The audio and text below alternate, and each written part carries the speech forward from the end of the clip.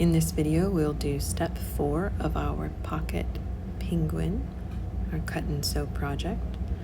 In this step, we're going to sew the arms shut so that when we stuff it, the stuffing won't go up into the wings, I guess. We're going to use our blue thread. You'll see that I've already got my needle threaded with a single thread, and I've got a knot in one end and a tail, a short tail on the other end by the needle. I'm going to go ahead and just poke my needle between the 2 layers of fabric and then come out where I want to come out, just above where those stitches are on the arm or wing of the penguin. If I do that, then my knot will be hidden between the 2 layers. You see I'm not picking up any of the fabric on the back or the front. I'm just going with my needle right through between the 2 layers so that my knot is sort of sandwiched between the 2. Then I come out just above the line of stitches on the penguin's arm there. I want to put the stitches on the other side from the tummy, so out towards the penguin's arm, not towards the tummy side, so above that row of the guideline stitches. I'm just going to put probably 4 stitches across here. 3 or 4 stitches should do it. It's mainly just to keep the stuffing, when I stuff it, from going up into the little penguin wings, because I don't want those to be stuffed. I'm going to pick up just a little bit of fabric in the back. I'm not going all the way through to the front layer of fabric, just the back. I'm going to make a loop. I'm going to push my needle through once, and then in the same direction I'm going to go again, and I'm going to pull it tight, and there I have a knot. I'm going to take my needle, and I'm actually almost in the same hole where the knot is.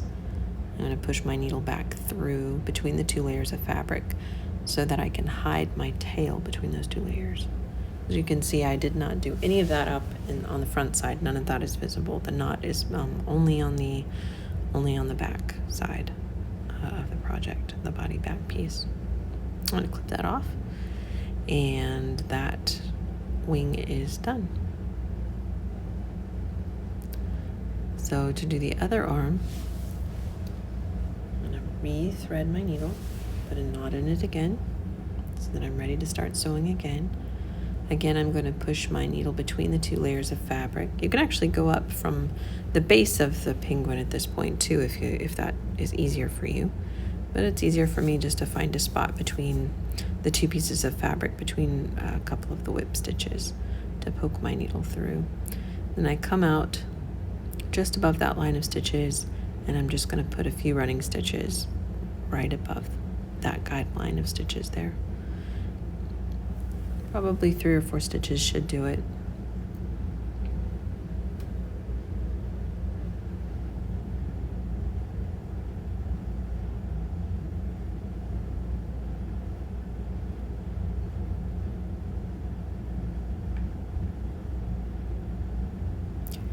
And once I've made those stitches, I'm going to flip the work around, look at the back side, and I'm going to pick up just a little bit of fabric just on the back side.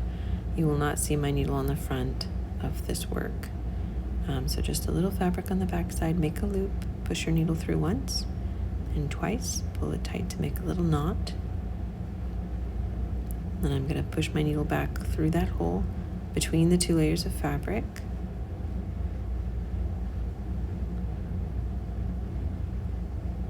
And then I'll clip off that tail so that the end of that knot will be hidden between the 2 layers.